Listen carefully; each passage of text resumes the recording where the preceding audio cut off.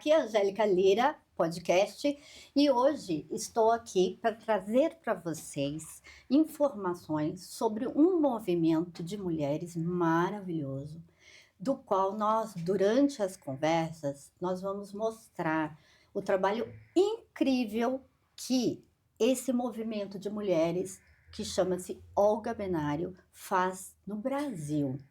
E hoje eu estou aqui com duas convidadas especiais, queridíssimas, que fazem parte desse movimento e sabem tudo para falar dele para nós e levar informações para você que está precisando, passando por alguma necessidade de informação sobre violência contra a mulher, é, igualdade de gênero, lutas raciais.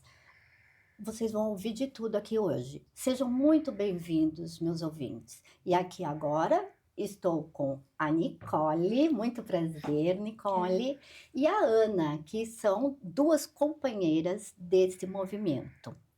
Então eu vou começar aqui perguntando para vocês: o que é o movimento de mulheres Olga Benário? Bom, obrigada, Angélica, muito bom estar aqui. Primeiro, nosso movimento é um movimento nacional de mulheres que lutam pelo fim da violência e também pela construção de uma nova sociedade em que as mulheres não sejam mais exploradas. Então, o nosso movimento surgiu em 2011, muito pela necessidade assim, de algumas companheiras que viam de ter um movimento mesmo que fosse das mulheres trabalhadoras, que pautasse a vida, a luta das mulheres trabalhadoras, né, em um momento em que o Brasil e o mundo precisava, né? Então, em 2011 teve uma conferência mundial de mulheres de base em Caracas e foram diversas mulheres do mundo inteiro, assim, de vários países, principalmente da América Latina, né? E a partir disso, essas companheiras que faziam parte do movimento de moradia, o movimento de luta nos bairros, vilas e favelas, o MLB, que é o nosso movimento parceiro até hoje, vieram para o Brasil e construíram, a partir disso, o movimento de mulheres Olga Benário, fizeram encontros, né, conseguiram consolidar ali um movimento através de encontros, de fazer uma coordenação nacional do movimento, né, de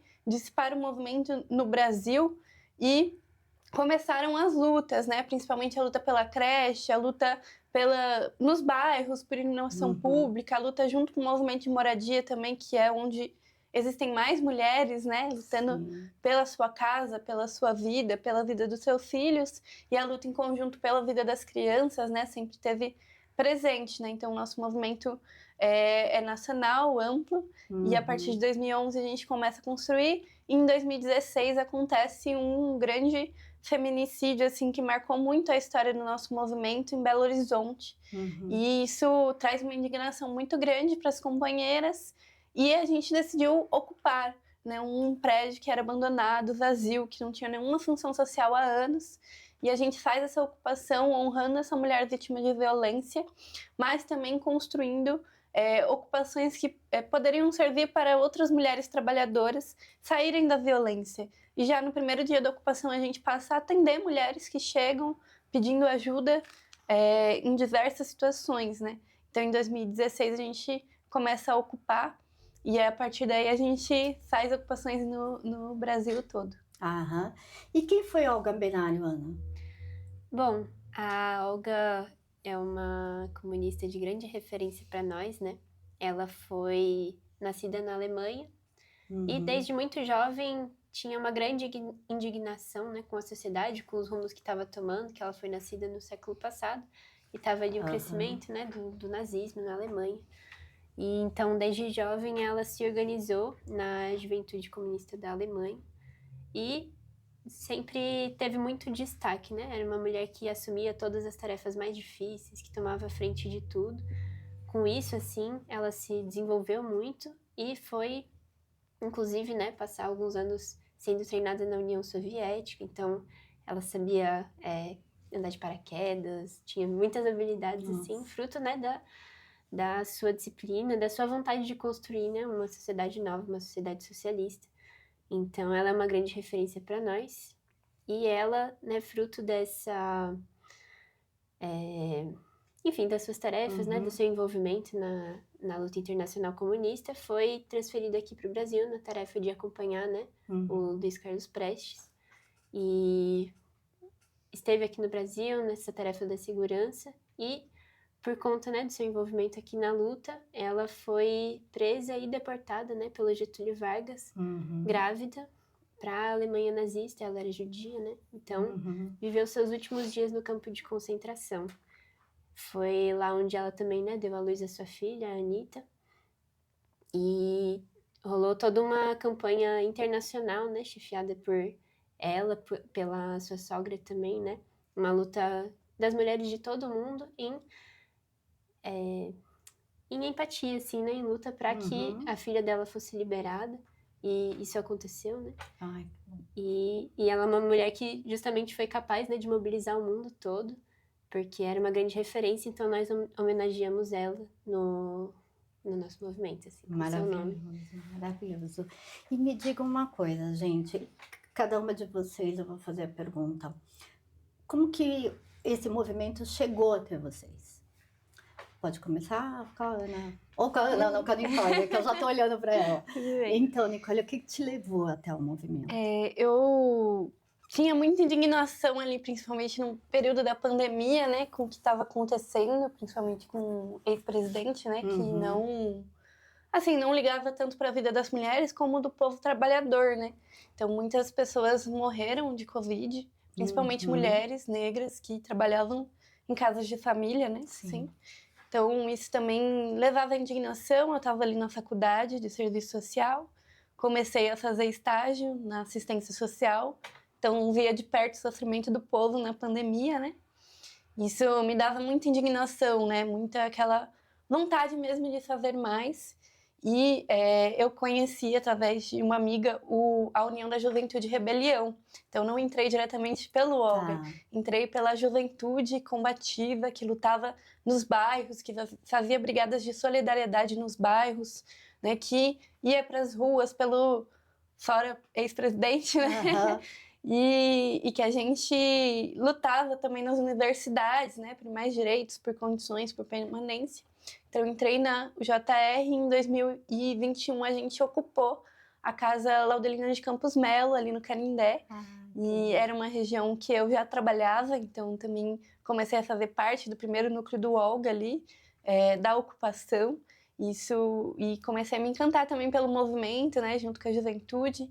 E me filiei à Unidade Popular pelo Socialismo, na qual também faço parte, milito, né? Então, ali na pandemia também me organizei num partido político que desse cabo também da organização do povo trabalhador, que também tivesse ali como pauta a luta pelo fim dessa exploração, né? E por mais direitos do nosso povo, principalmente das mulheres, né? Então, eu vi ali na Unidade Popular também que as mulheres tinham um espaço. Então, também me organizei e aí foi assim que eu fui conhecendo, fui também tomando política, né? Porque para nós mulheres não é fácil, né? Tomar política. Perfeito. Então, como eu atendia também muitas mulheres, né? Então, muitas mulheres vítimas de violência, aquilo ia mesmo pegando em nós, né? E ter participado, assim, de uma ocupação que hoje já atendeu mais de 10 mil mulheres, assim, foi muito importante, né? No momento ali, tanto para a minha organização política, quanto também para entender que era possível fazer algo, era possível que as mulheres pudessem se libertar, né? Eu falo muito da questão de que muitas coisas que acontecem na nossa vida são essas manifestações que a gente tem, que vêm as revoltas, aquelas indignações, que movem o nosso pessoal, além daquilo até que a gente conhece. E aí a gente vai em busca de informação até encontrar um local onde você vê pequenos resultados ou grandes resultados, como é o movimento de Mulheres ao Gabenário, mas que te traz algo pessoal que também te orgulha, né? Te dá um amor assim próprio e pela sociedade, pelo serviço que vocês fazem com a sociedade, né? Então, parabéns por isso. E agora eu queria saber da Ana, como te admirou, como te levou a isso, entrar no movimento? Foi um outro tipo de entrada? Como que é?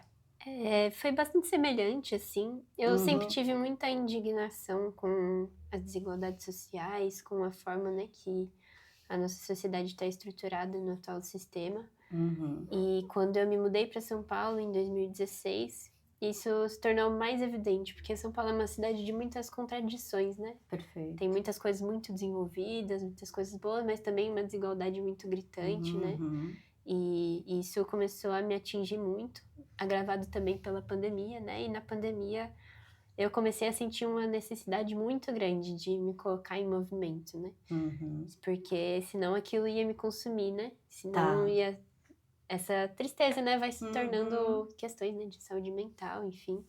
E aí eu fui em busca de organizações, né, para poder participar, e o Olga foi o que mais prontamente me acolheu, me envolveu, né?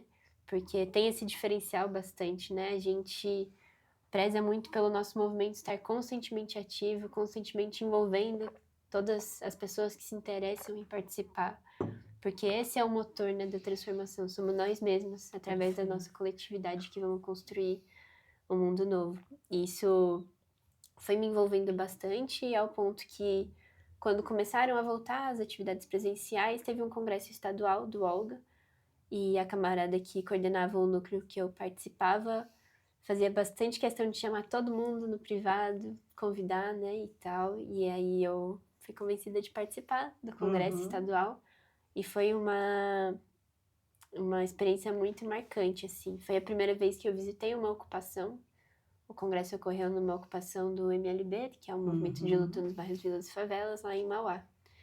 E não só isso que me impressionou, mas também a desenvoltura das camaradas mais jovens, das secundaristas, assim, que tinham um conhecimento, assim, absurdo, uma eloquência, uma oratória e tal. E eu falei, meu Deus, eu quero ser como elas, né?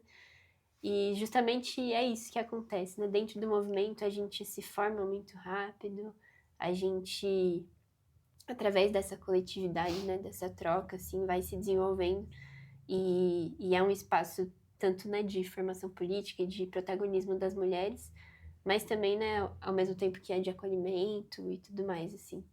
Então, essa é a minha relação com a Olga. E é engraçado porque, assim, a Nicole, tua formação, qual é? Eu sou assistente social. E você? Uhum. Eu sou veterinária.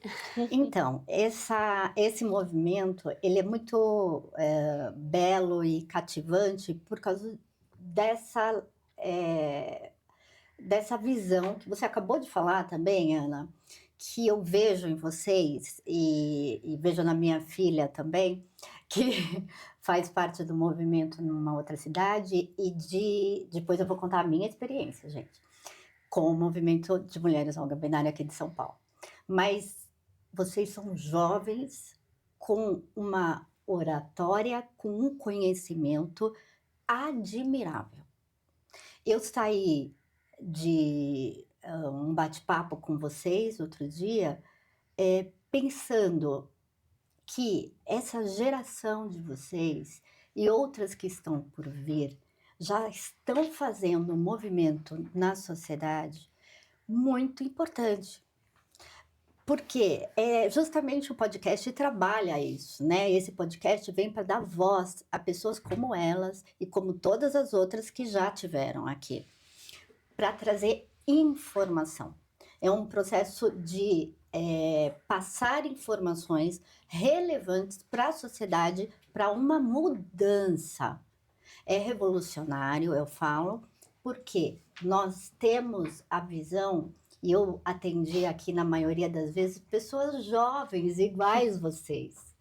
E daí eu fico orgulhosa por vocês, eu fico orgulhosa por saber que a minha filha participa e por mim também, que eu tô como uma pessoa que necessitou da ajuda de vocês. Então, a minha história também tem esse movimento de mulheres Olga Benário, porque eu sofri violência e a primeira coisa que eu tive foi o acolhimento do movimento. A minha filha se movimentou também com o pessoal de São Paulo, com as camaradas de São Paulo, para me atender. Eu fui atendida em todos os níveis de acolhimento. Psicólogas, foi assistente social, foi pessoas e mulheres que vinham conversar comigo em dias que eu estava numa situação deplorável, conversar comigo. Me ouviam, me compreendiam e traziam um refresco para minha dor. Não foi fácil para elas, eu falo, porque eu entrei no movimento muito deteriorada. E eu acredito que muitas mulheres também chegam assim. Mas, para mim, depois eu fui vendo e conhecendo o trabalho mais a fundo, que eu sempre admirei, mas eu não conhecia toda a informação que vocês estão trazendo hoje por aqui. E quando eu conheci tudo isso, a minha vida foi preenchendo como a de vocês. Porque aquela dor minha transformou a minha em luta, transformou a criação desse podcast. Então, foi muito mais, digamos assim, a palavra não é fácil, porque eu ainda estou enfrentando isso, é uma eterna luta. Mas eu acredito que o movimento do Olga me ajudou no período pior que eu estive dentro desse processo de violência. Então, eu sou muito grata a vocês. E eu acredito que todas as mulheres que sofrem algum tipo de violência, qualquer uma, nós vamos falar de todas aqui, procurem esse movimento. E aí, depois, no finalzinho, eu vou pedir as redes sociais, a gente vai colocar. Mas nós vamos falar muita coisa aqui, porque eles têm materiais para nos ajudar. Então, existe sempre essa questão de sermos acolhidas pelas nossas companheiras. Muito grata. E só queria complementar, assim, Claro. porque é muito importante esse seu depoimento e é muito importante, enfim, estar aqui conhecendo você, né, mais de perto, porque é exatamente isso que o nosso movimento se propõe a fazer, né? Primeiro, ocupar essa brecha do Estado, né, que é uma brecha intencional, na verdade, Exato. né, de não ter os devidos aparatos para acolher, para realmente desenvolver uma denúncia de violência, mas não só, né, fazer esse acolhimento e ocupar esse lugar, mas justamente fazer as mulheres enxergarem que podem transformar esse luto em luta, né? Isso. Fazer as mulheres enxergarem que tem uma possibilidade de lutar pela sua emancipação, pela sua e das outras, né? Exato. Então é muito gratificante, assim, ouvir seu relato. Obrigada também, mas é assim, preencheu uma dor num momento mais difícil, né? E eu vejo assim que eu sou privilegiada, né? Porque sou branca, tenho condições de estar tendo outras saídas. Fui em todos esses espaços públicos que vocês falaram. E realmente o que vocês fazem é muito diferente, né? Existe uma falha muito grande nas ferramentas do Estado, e nós vamos falar aqui também como que essas lacunas são preenchidas por esse movimento. Eu gostaria de saber se vocês têm algo para mostrar, realmente impactar sobre o que nós estamos falando aqui, quem é o movimento Olga Merário. A gente trouxe a bandeira do nosso movimento. Ai, que fantástico! Que essa bandeira significa muito para nós. Nossa, estou emocionada. Olha aqui, ó.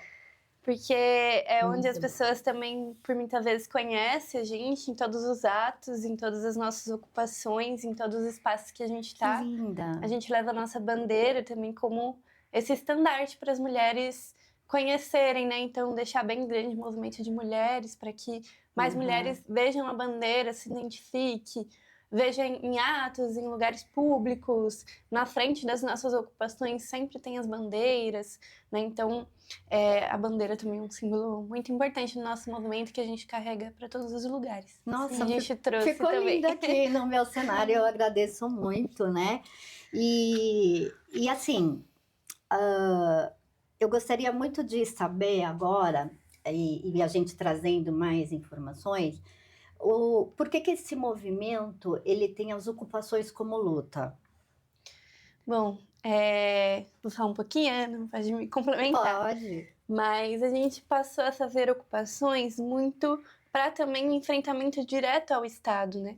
Porque hoje o Estado ele não acolhe as mulheres de forma que deveria acolher. Então não existem serviços 24 horas para as mulheres o suficiente. As delegacias fazem um trabalho que, por muitas vezes, também coloca a mulher em mais violência, né, com homens atendendo nas delegacias e não tendo delegacias também em muitas regiões. E as nossas ocupações servem tanto para esse acolhimento das mulheres vítimas de violência, com atendimentos, com oficinas às mulheres, né, para que as mulheres também se emancipem economicamente, né, possam entender a violência, mas também possam se organizar politicamente. Então, nossas ocupações também têm esse princípio de organização das mulheres trabalhadoras. Então, são lugares de fácil acesso, né? Então, a gente sempre também faz a ocupação muito semelhante às ocupações de moradia, né? Com total segurança. Mas também sempre ocupa imóveis que estão abandonados há anos. Né? Então, já teve ocupação que o imóvel estava abandonado há mais de 50 anos, assim. Né? Então, veja que o Estado tem locais, mas não cumpre o seu dever social. Então, ocupar, né, é um direito quando a gente não se tem um espaço para que as mulheres possam ser defendidas, seguradas, né? E todas as nossas ocupações a gente fala que é um lugar livre da violência e da fome, porque a gente sempre garante também que as mulheres possam comer, possa ter um local para os seus filhos. Toda ocupação tem uma creche, um lugar para as crianças, né? Tem uma sala de atendimento para que as mulheres possam ser atendidas de forma sigiloso, né? Então a gente ocupa também para organizar as mulheres trabalhadoras no nosso país e para ser esses locais de resistência, né, das mulheres. Isso é muito importante, né? Porque é como eu tô dando meu depoimento aqui, né? Esse podcast não teria nascido se não fosse de uma dor, de uma experiência, e eu me sentia como vocês no início, né? Assim, com algo vazio que precisava ser preenchido para mudar algo na sociedade. Porque eu passei por todos esses aparatos do governo e, como você falou agora, eles são incrivelmente atendidos por homens. Então, nós vamos numa DDM para fazer um depoimento, para dar o seu primeiro depoimento numa hora dolorida de uma violência, e você é atendida por um escrivão. Então, assim, a dor é mais terrível ainda, porque a exposição que é feita do nosso corpo, da nossa dor, da nossa mente que não está ali pronta para dar um depoimento, é outra violência, né? Sem contar a continuação da revitimização, você contar muitas vezes as histórias e você não está mentalmente preparada, nem para ir para um hospital da mulher fazer seus exames de corpo de delito. E assim, você tem que ir sozinha. Você tem que ir. E você tem que ir, porque isso é a parte importante para gerar também algum documento, alguma formalização, porque a luta a gente tem de todos os lados. E o nosso judiciário também tem problemas. Eu já trouxe mulheres aqui para falar do judiciário. O judiciário, praticamente, ele é totalmente machista, ele é formado pela maioria de juízes. Então, assim, tudo leva-nos a uma situação de ficar fraca, de enfraquecer a luta, né? E aí eu falei assim, eu preciso de um sentido, eu preciso de algo mais. Não dá para ficar com tudo isso que eu passei dentro de mim. Então, eu tive toda essa experiência para trazer exatamente o lado que eu trago pessoas que representam o Estado aqui, trazendo a experiência do outro lado, e agora trazendo vocês, que acolhem a sociedade com um movimento que gera, sim, a luta e o entendimento político, que é muito importante. E você, Ana, o que você me fala do movimento? Meu, complementando, né, esse negócio da forma de organização das ocupações. Primeiro que tem bastante importância a gente fazer esse enfrentamento aos imóveis abandonados, porque muitos deles, como a Nicole falou, né, estão há décadas sem pagar impostos, estão acumulando, né, sujeira, rato, e viram espaços, né, de insegurança para as mulheres que andam na rua, inclusive, né? Sim. Tem muitas ocupações que a gente fez que várias mulheres passam na frente e falam, olha, ainda bem que vocês ocuparam, porque eu tinha medo de passar aqui na frente, né? E a gente dá uma vida a esses espaços que estão definhados na sociedade, né? É importante, mas também para fazer esse enfrentamento, né, aos donos dos imóveis, né? E ao Estado que não cumpre o seu papel de reaver esses imóveis, justamente porque é conivente com essa classe, né? Que é dona dos imóveis, enfim. E, ao mesmo tempo, as ocupações, elas dão uma outra qualidade para o nosso trabalho. Porque o Olga, ele se organiza através de núcleos, né? A gente tem núcleos nas cidades, nos bairros, etc. E é onde as mulheres se organizam para fazer as lutas pertinentes daquele território, né? Então, por exemplo, a gente tem um determinado bairro que tem muito relato de violência de gênero, a gente desenvolve um trabalho com as mulheres dali para fazer, né, leituras educativas, para a gente ver se conseguimos fazer algo a respeito, ou a gente tem uma denúncia, né, de um hospital que está fazendo violência obstétrica, enfim, diversas lutas que a gente toca, né, e os núcleos são esse espaço para a gente se organizar no nosso território e, ao mesmo tempo, vinculado com as lutas maiores do Olga, né? Nós temos algumas bandeiras principais, assim. Mas quando a gente tem um espaço, é muito diferente, né? Porque as pessoas passam e olham, olha essa casa enorme, o que está acontecendo aqui? E ficam curiosas. Na Laudelina, que é a nossa ocupação aqui da capital, né? A gente tem um brechó, por exemplo, que serve como porta de entrada, né? Para as mulheres irem lá. A gente vende as roupas a R$2, então, por um lado é acessível, mas também ajuda a autossustentar o nosso movimento, né? Que é uma bandeira bastante importante. Nós não temos, enfim, patrocínio de grandes empresas, justamente porque isso poderia violar nossa independência política, né? A gente escolhe ser autossustentada. E isso, às vezes, é um caminho mais difícil, né? É mais difícil, já. Mas garante que a gente siga firme, né? Na justeza da nossa causa. E aí, por isso, a gente faz essas iniciativas de finanças. Nós também temos um Apoia-se. Podemos divulgar depois o link. E é mais ou menos isso, assim. E assim, né, eu vejo que, e acredito que o que me fez entrar nessa luta, e que foi a dor e o conhecimento depois preenchido por todas essas informações que nós temos aqui e nós vamos mostrar,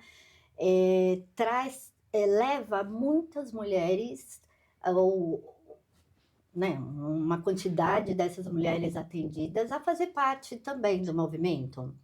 Hoje, qual número, mais ou menos, vocês têm, assim, de mulheres que foram atendidas e estão na luta?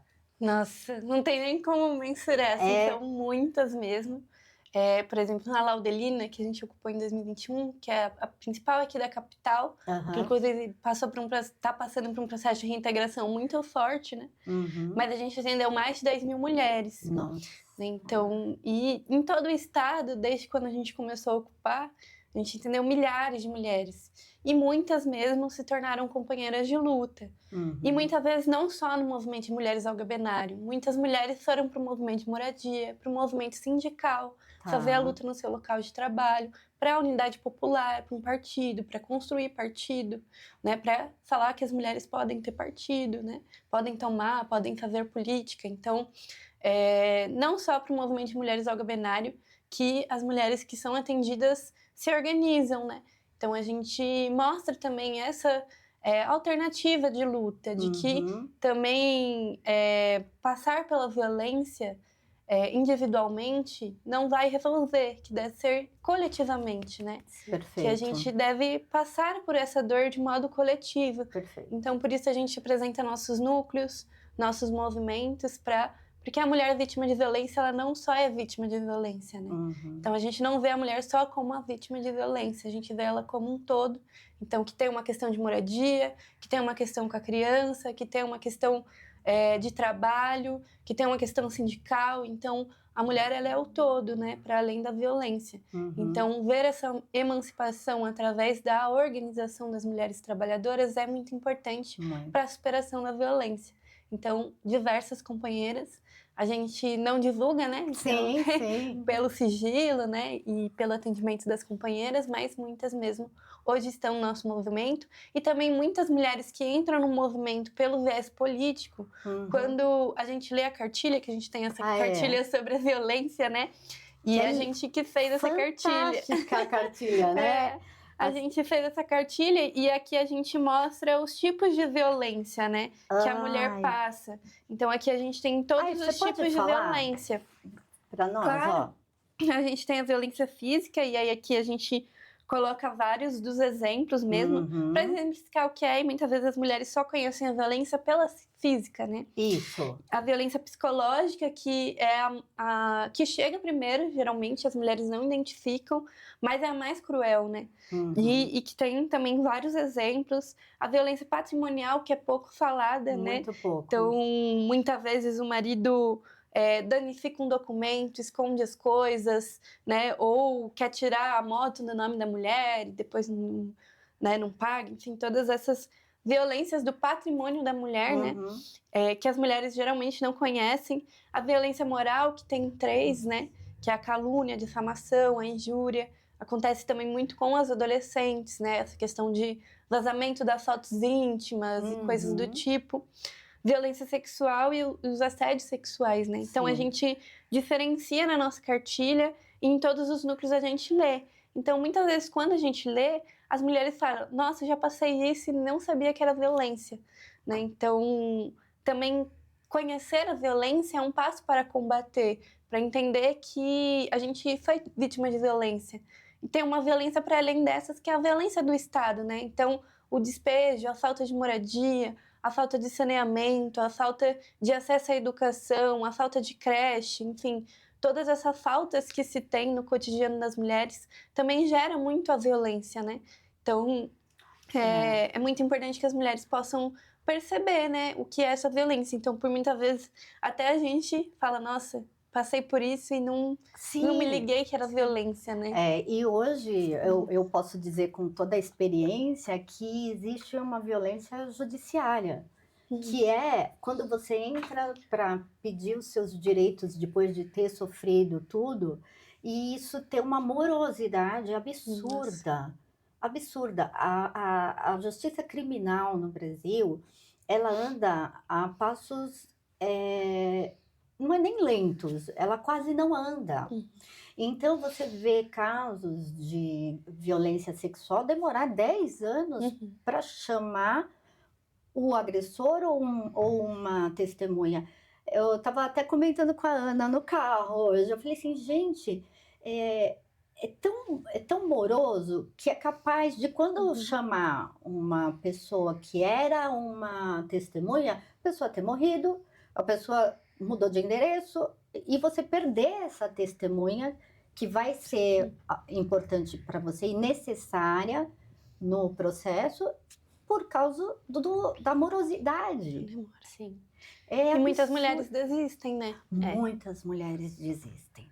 Assim, eu também não consegui ainda fazer a entrevista, que eu vou marcar com as diretoras da Casa da Mulher Brasileira. E eu queria muito entender exatamente isso. Em que momento elas estão desistindo? Porque parece que as decisões, assim, no judiciário de um todo, né, até civil e tal, elas são morosas, mas elas andam melhor do que o criminal. né? É um volume, ou teve, né? Porque nós tivemos absurdamente um aumento no número de feminicídio. Então, assim, é por isso. Então, o que assim, quais são as necessidades, né?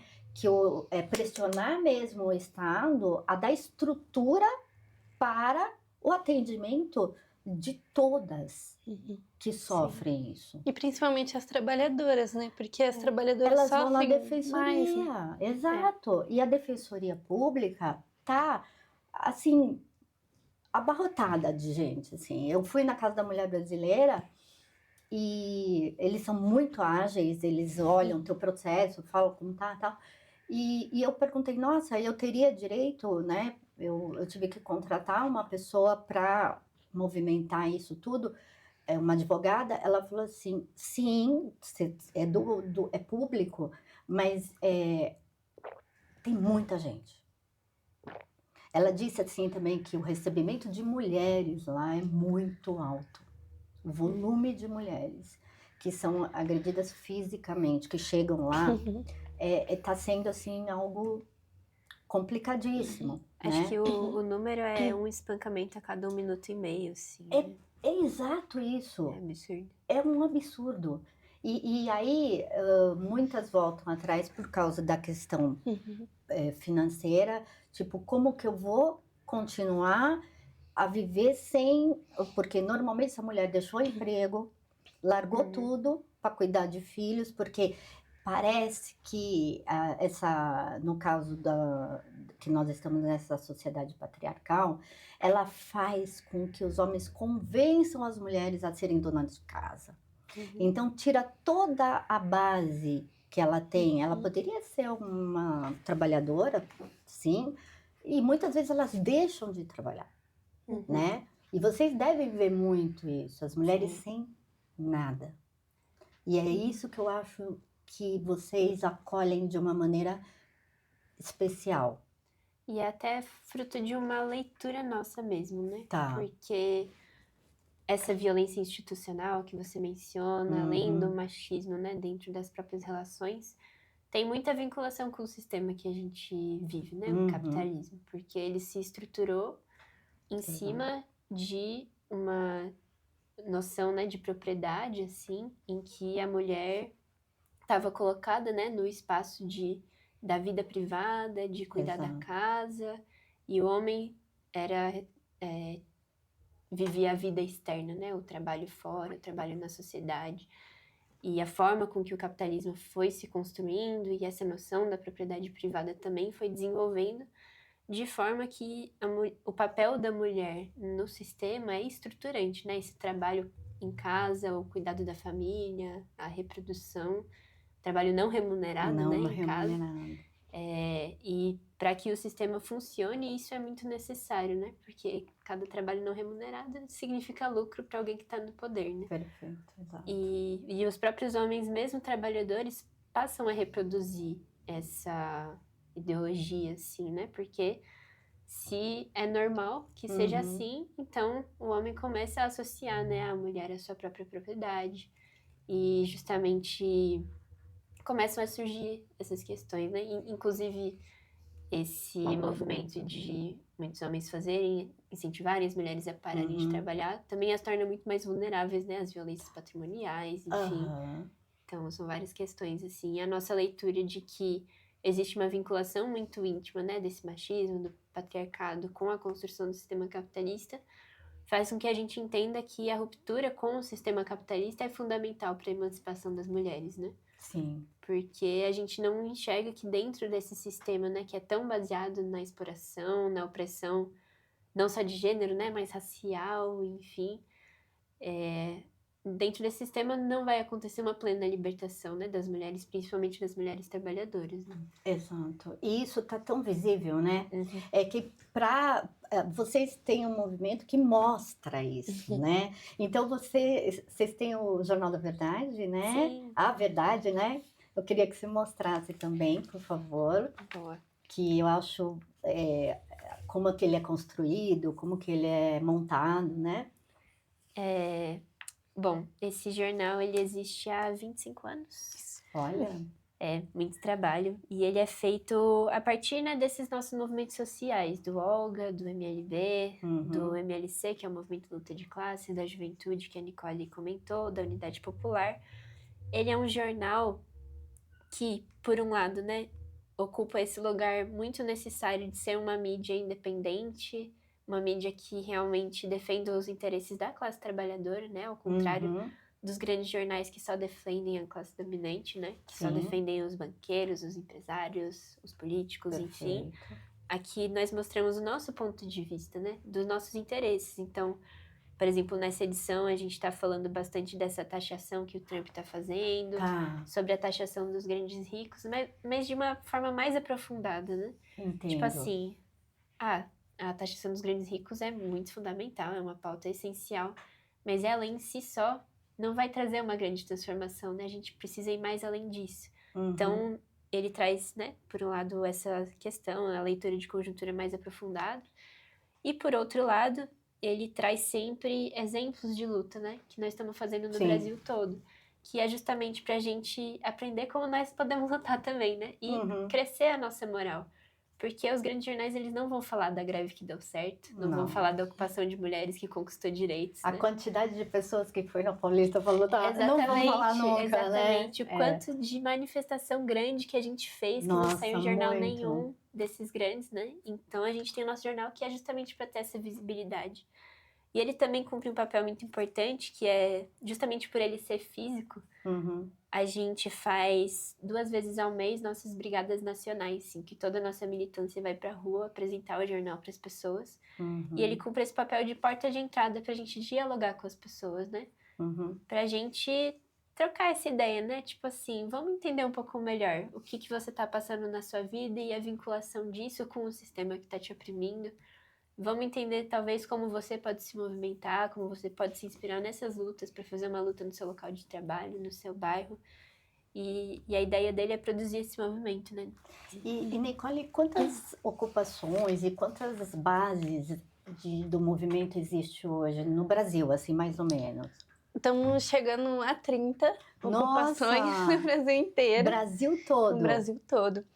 E, claro, né, a tentativa também do Estado de criminalizar muitas ocupações, então a gente vem passando por vários despejos, inclusive a Inês Etienne, no Rio de Janeiro, está passando por um despejo hoje, as companheiras estavam lá passando por esse despejo, enfrentando, né, porque a gente também enfrenta, não vamos deixar, né, despejar a nossa casa, porque a gente sabe a necessidade, né, das ocupações.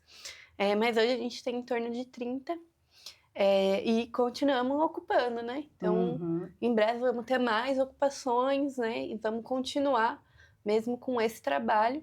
E fruto dessa luta, hoje a gente tem uma sede nacional do nosso movimento. Pois é, tô sabendo que sábado é a inauguração, sábado, né? Sábado, dia 26, a inauguração.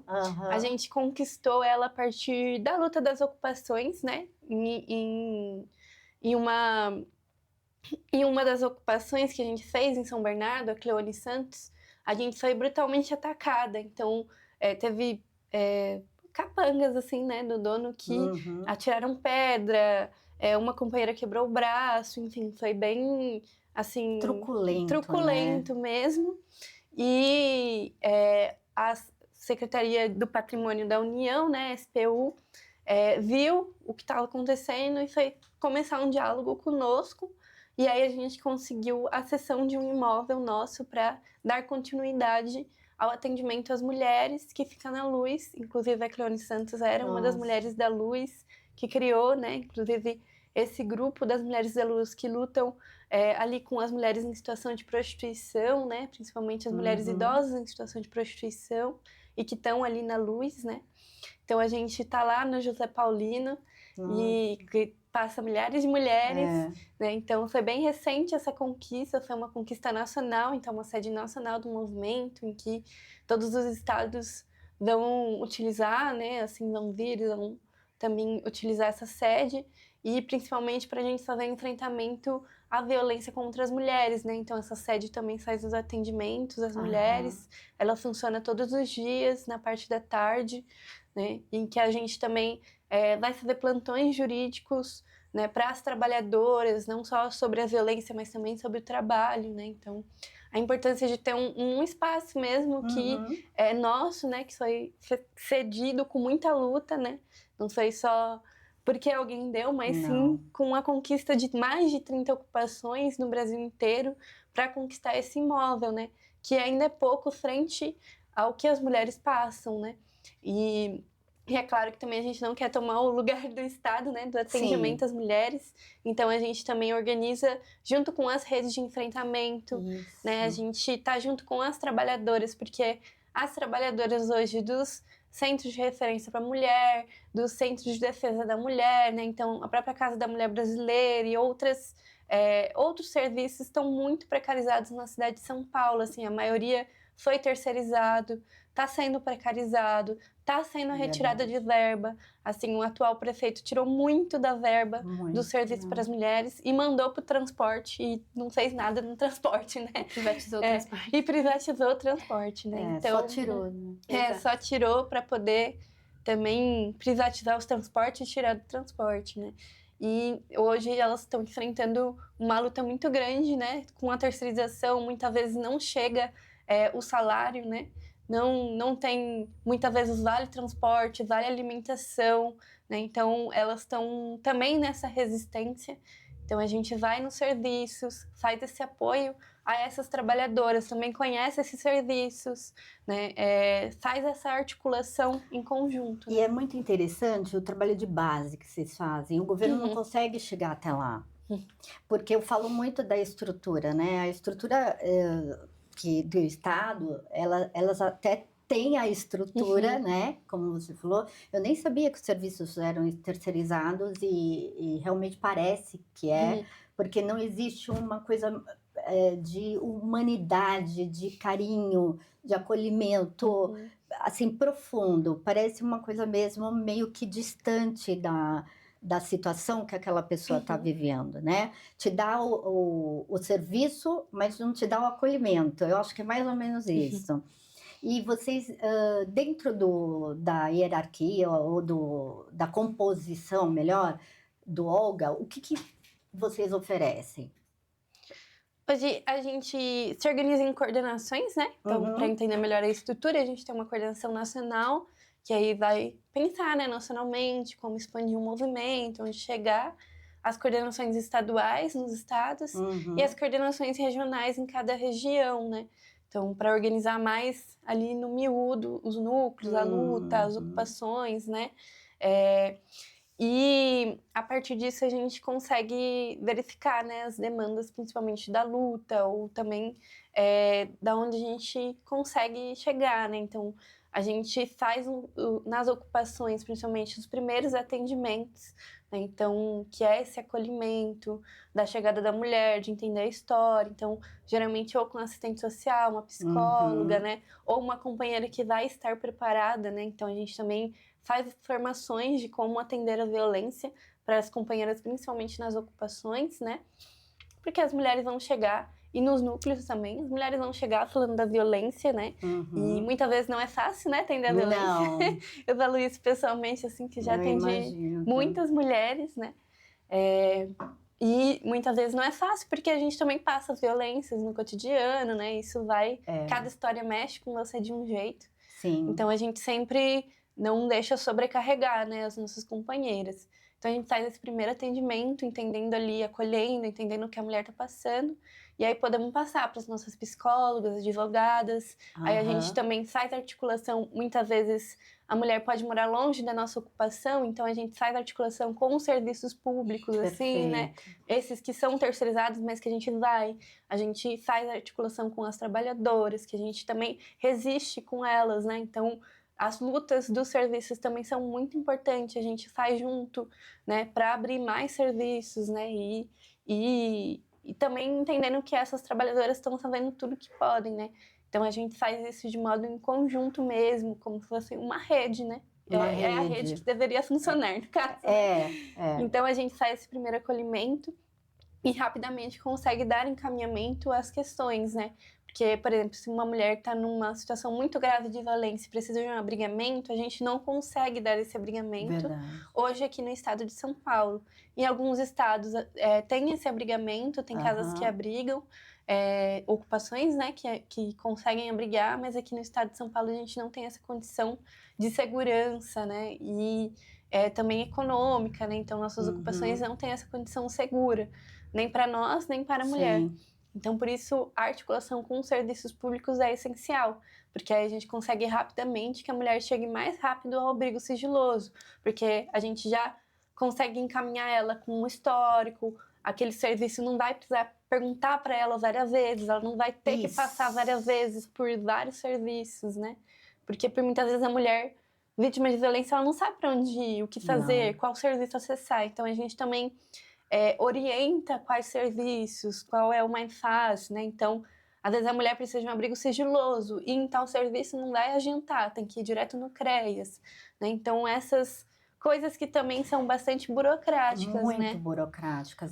Eu vou dar um exemplo meu, por exemplo. Cada vez que eu tenho que abrir um boletim de ocorrência, eu tenho que relatar lá na delegacia, na DDM, aí depois eu ligar para o 180 e relatar lá, e relatar no suporte Maria da Penha. Eu tenho que contar 3 vezes a história, no mínimo. Isso é violento, né? Uma revitimização. Nossa, eu fico pensando assim, gente, eu não estou conseguindo respirar, estou com crise de ansiedade, estou me tratando psicologicamente.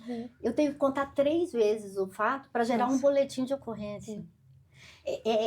Isso, assim, é a vida, a minha vida que está contando no relógio. Exatamente. Porque o tempo que eu estou gastando lá, dando o meu relato, o stalker está longe, está ali, correndo atrás, está articulando pessoas para correr atrás de você.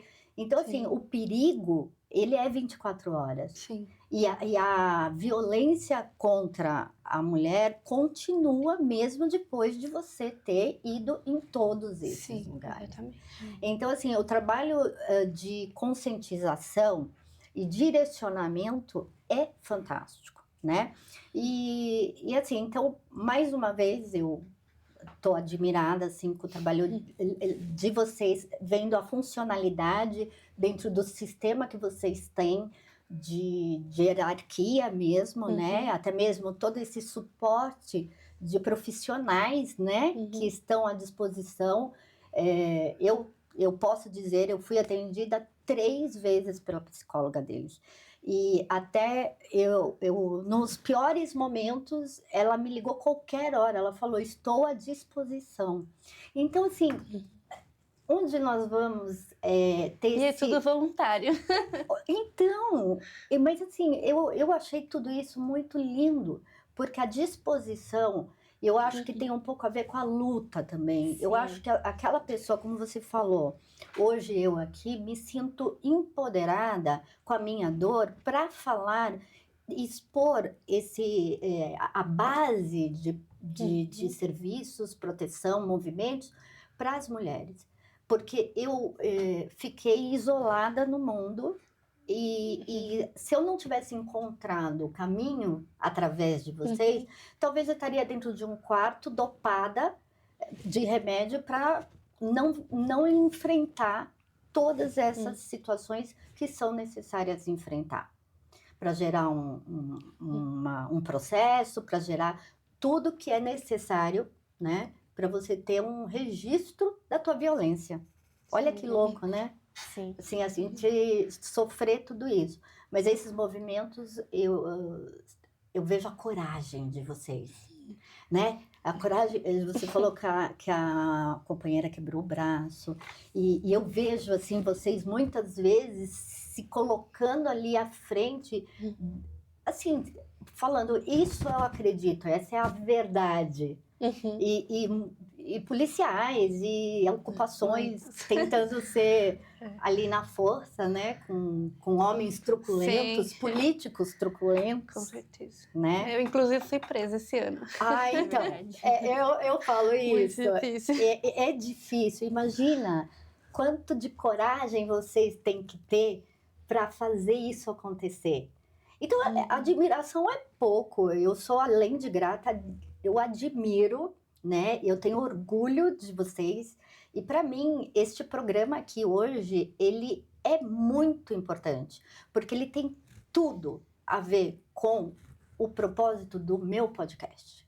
É levar estes movimentos e essas informações para a base, porque nós temos um privilégio, às vezes, de se locomover, ir até uma delegacia. Tem gente que não tem. E hoje, como elas falaram, nós vamos dar todas as informações de como achá-las. É só ir atrás, que elas vão encaminhar vocês das melhores maneiras possíveis. Além de dar a vocês informações sobre como sair e enfrentar, ter coragem que elas têm. E isso é admirável, parabéns para vocês, viu? Obrigada. E eu queria saber, esse livro aqui, o que é? Esse Pega pra livrinho a gente fez, é um caderno de formação do nosso movimento. E aqui tem vários textos sobre as mulheres marxistas mesmo, né? Então, nosso movimento é marxista, né? Então, usa a ciência de Marx para falar um pouco sobre como barrar, né, a sociedade capitalista. Então, a gente usa textos de várias mulheres que vieram antes, como Alexandra Kollontai, né, Clara Zetkin, que eram mulheres comunistas que fizeram a União Soviética e puderam também libertar as mulheres, de como que foi esse processo, né, da libertação das mulheres, né, principalmente dos direitos das mulheres e como organizar mais mulheres. Então é um livro mesmo nosso que a gente lançou. Lindo, olha. E que ele tem vários textos mesmo falando sobre a importância da organização das mulheres trabalhadoras para fazer uma revolução no nosso país, para, enfim, acabar com essa sociedade de exploração, né? E como que a gente vai fazer isso, né? Através da leitura, então, nos nossos espaços, nos núcleos, né? A gente também faz a leitura do porquê lutar pelo socialismo, do porquê as mulheres precisam do socialismo mesmo, né? Então, como que foi a construção, né, dessa luta que são de anos, né? Que são mais de décadas, né, das mulheres trabalhadoras em todo o mundo, né? Inclusive, a gente fala do 8 de março, de várias lutas que vieram antes, né? Perfeito. Sim. E também porque não basta nós que somos do movimento agora sermos admiráveis, né? Como você colocou. Pra gente é mais importante que todas as mulheres possam se sentir na propriedade e na responsabilidade de assumir as rédeas, né, da transformação da sociedade. Então, a partir, né, do nosso movimento, a gente faz esse convite, a gente tenta envolver as mulheres dentro da luta mesmo, mas também é bastante importante a gente se formar, né, para que a gente entenda quais são as questões mais profundas por detrás da nossa opressão. Porque quando a gente não tem tanto esse entendimento, muitas vezes a gente fica só no combate do sintoma. Perfeito. Né? E quando a gente vai no entendimento mais, né, por exemplo, que a Nicole colocou que o capitalismo tem bastante relação com a opressão da mulher e tudo mais, e a gente entende que a nossa luta das mulheres também está vinculada com outras lutas, né? A luta dos povos indígenas, a luta por moradia, a luta dos trabalhadores em geral. A gente entende que podemos unir forças em outros tipos de luta, né? Então, o nosso movimento, por exemplo, se envolve em manifestações, em atos, em greves de diversos tipos, né? Não só das pautas das mulheres. Porque a luta contra o sistema é fundamental para que a gente, a longo prazo, construa a emancipação das mulheres, né? E aí esses textos ajudam bastante a gente a entender isso, né? É um estudo, é um ensinamento, né? E tudo que é conhecimento é algo que muda a sociedade. O conhecimento faz essa revolução, chama-se a revolução e a emancipação da mulher. E é muito importante as mulheres entenderem essa história, né? Tanto a história política como a história da sociedade, né? Como um todo.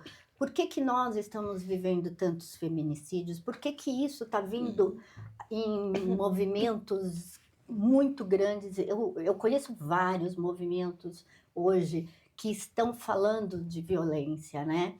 E eu fico muito admirada, assim, porque eu falo, gente, precisa de algum movimento para a gente sair na rua, levantar a bandeira e lutar contra tudo isso, porque tem gente morrendo, né? E os números, veio até uma advogada aqui, muito legal, e ela trouxe exatamente essa visão.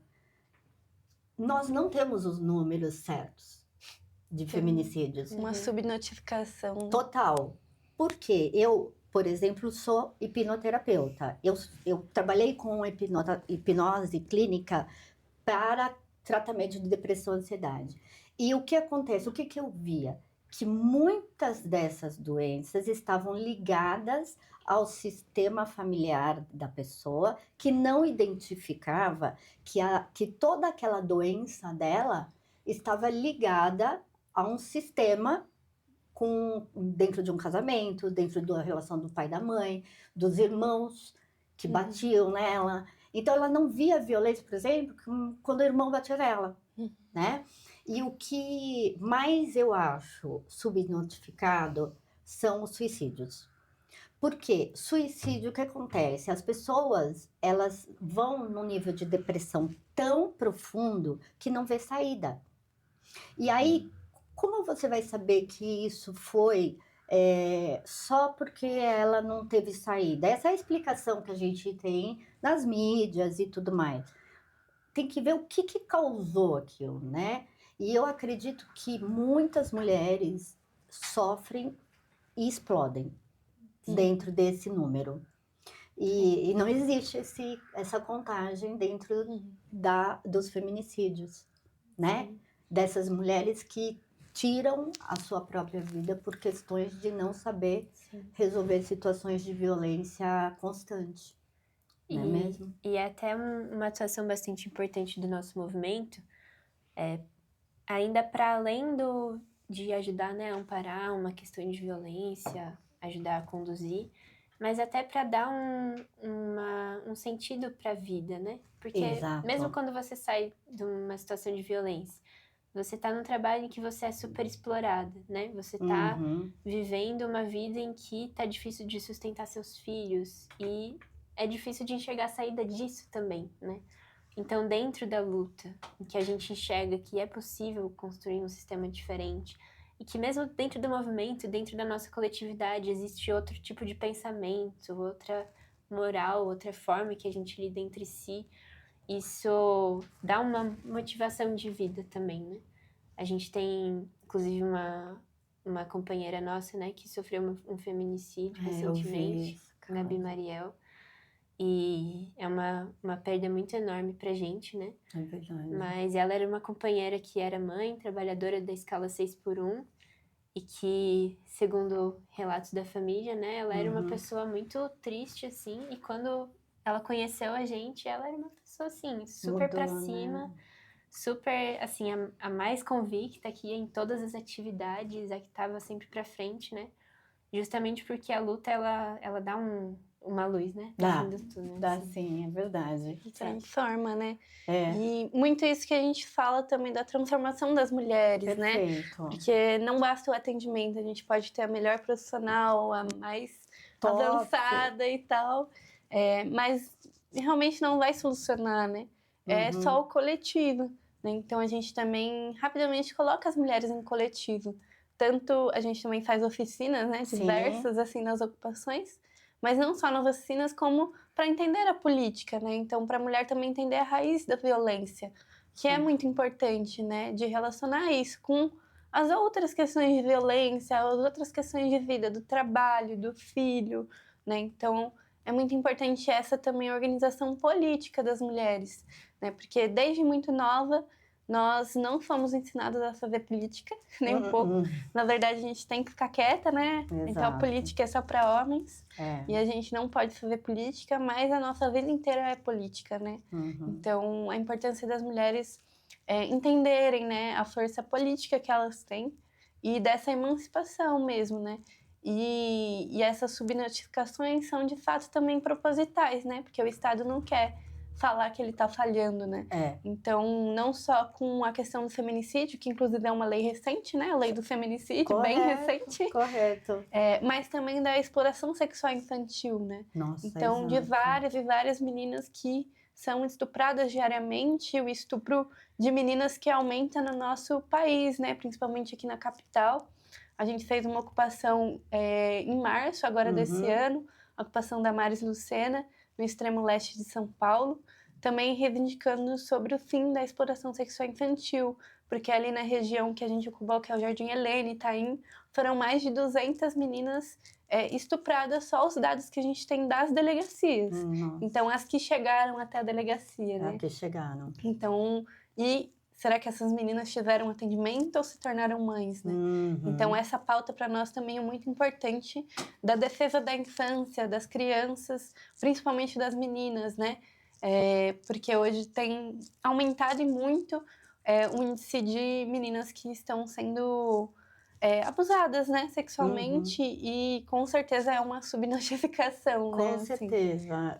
Principalmente cidades de interior, muito isso virou, até horrível dizer... Naturalizado. Naturalizado, exatamente. Eu lembro que dentro dos meus atendimentos clínicos, na época que eu fazia a hipnose clínica, a maioria, eu só atendia mulheres também, a maioria tinha sido violentada na infância. E assim, era 100%. Eu falava assim, acho que hoje eu vou pegar alguém que não vai ter... Não, faz a hipnose, a pessoa lembra, porque muitas vezes eu bloqueio, né? E a gente ia para aquele momento e via que todo aquele problema de depressão, de ansiedade, tinha vindo lá da infância, né? Que tinha sido normalizado, escondido, a mãe não queria que falasse, o pai... Eu tenho uma colega, inclusive, que denunciou um abuso infantil da própria filha e está sofrendo retaliação da família. Então, assim, é algo mesmo que, se a gente não entrar em pautas mais profundas, as pessoas vão julgar. Julgar sem saber, né? Sem saber a dor do outro, né? Nós precisamos entender a dor do outro, né? E isso é uma coisa que é estudando, vendo quanto que está acontecendo, tudo isso que vocês relataram aqui. Muito, muito obrigada. E agora, para finalizar, eu tenho aqui a justiça, né? O símbolo da justiça. E eu vou entregar para elas, tanto para Ana como para Nicole, e vou pedir para elas tirarem a venda, porque eu deixo ela vendada, e como uma representação dela não estar vendo tudo que é necessário na sociedade. Então, eu vou pedir para vocês, meninas, tirarem uma de vocês pode tirar, uma segura para mim, tá? Tira a venda e cada uma fala, por favor, o que vocês gostariam que, se ela tivesse olhos bem abertos e pudesse mudar dentro da justiça, da sociedade, alguma coisa, o que vocês gostariam que a justiça visse, enxergasse com os próprios olhos? Quer começar? Posso começar. Tira. Já pode tirar pelas duas, não tem problema. Vamos ver. Isso. Foi? Às vezes eu deixo meio apertadinho mesmo. Eu não caí. Isso. São muitas coisas, né, que a gente gostaria de dizer para a justiça. Mas acho que o mais, talvez, central é que ela entendendo suas limitações, entendendo que não é a justiça por si só, né, que vai resolver todas as questões, reconheça que nós vivemos numa sociedade em que há diferentes classes com diferentes poderes, né? Então, uma justiça cega e isenta não vai necessariamente fazer valer a sua possível ação para balancear essa desigualdade, né? E é justamente o que a gente vê bastante, o que você falou da violência institucional, principalmente com as mulheres mais pobres que não têm acesso aos serviços públicos, né? Enfim. E acho que essa é a questão central, assim, né? Entender que, vivendo numa sociedade em que há uma grande desigualdade de poder entre as classes, que ela possa fazer alguma ação para diminuir essa desigualdade. Muito obrigada, Ana. E você, Nicole? Eu vou na mesma linha da Ana, né? Porque a gente sabe que hoje a justiça realmente não vê as mulheres trabalhadoras, né? Prefere ver a classe dos mais ricos, dos poderosos, de quem pode comprar, né, algo. E não vê as mulheres que estão nos bairros, que sofrem com a perda dos seus filhos pela violência policial, que são diversas, né? Ainda mais esse ano. Não vê as mulheres que estão sofrendo violência, que estão sendo despejadas, né? Inclusive, nesse mês serão milhares de mulheres despejadas do Jardim Pantanal, no extremo leste de São Paulo. Então, e a justiça não está vendo isso, né? E diversos outros despejos que acontecem em todo o nosso país, né? E despejos de mulheres trabalhadoras com suas crianças, né? Das mulheres, das mães que estão chorando pelos seus filhos agora, né? Então, que pudesse ver mais sobre as mulheres, né? E principalmente essas mulheres trabalhadoras, né? Mas que a gente sabe dos limites da justiça e por isso a gente também cobra dela respostas, né? E vamos continuar cobrando sempre, né? Com as nossas ocupações, mas também com muita luta na rua, porque foi assim que as mulheres conquistaram tudo o que tem hoje, né? Então, se hoje a gente tem os direitos que a gente tem, foi fruto da luta, né, das mulheres. E com certeza teremos mais frutos das lutas se continuarmos nas ruas, né? Obrigada. Muito E obrigada. eu gostaria que vocês falassem as redes sociais e como que podem ajudar vocês nesse movimento. Mas depois também a gente põe embaixo do vídeo. Mas pode falar para mim, por favor. Nosso movimento, né, como a Ana já falou, é autossustentado, então a gente faz várias ações, né? Então esses materiais estão à venda também, né? Quem quiser conhecer mais do movimento. O nosso jornal também tem esse princípio, né? E a gente tem um Apoia-se, que ele é público nacional das nossas ocupações, que você pode colocar o valor que você quiser lá. Cai direto no cartão, então é mais fácil. Mas a gente também tem o nosso Pix, né, que é movimentoolgabenari.sp@gmail.com, aí a gente pode deixar, né, na descrição. E o Apoia-se é apoia.se/Pela Vida das Pela Mulheres. Vida das Mulheres, Pela isso. Vida das Mulheres, E aí a gente pode colocar, né, na descrição, mas se quiserem apoiar, também indo às nossas ocupações, né, se organizando, né, levando mais mulheres, né, para se organizar, isso também é um apoio muito importante, né? Então, a gente também constrói as ocupações pelas nossas mãos, né? Então, sempre estamos precisando de apoio, mas principalmente a questão financeira é um dos princípios, né, dessa autossustentação, né, do apoio. Então, as próprias trabalhadoras vão construir a sua emancipação, né? Então, a gente também não quer ter, assim, financiamento, né, dos grandes ricos e bilionários, porque não é essa a intenção do movimento, né? E acho que é isso, né? As redes sociais, só procurar por Movimento Olga lá no Instagram. Pronto. Eu tô aqui, eu tô lisonjeada, eu tô agradecida, eu tô emocionada, eu tô sem palavras. Vamos nos unir, vamos conhecer o movimento de mulheres Olga Benari. E eu quero agradecer a todos que estão acompanhando o podcast Angélica Lira, porque nós estamos indo além do que nós imaginávamos, provavelmente porque nós estamos fazendo exatamente o que essas meninas falaram.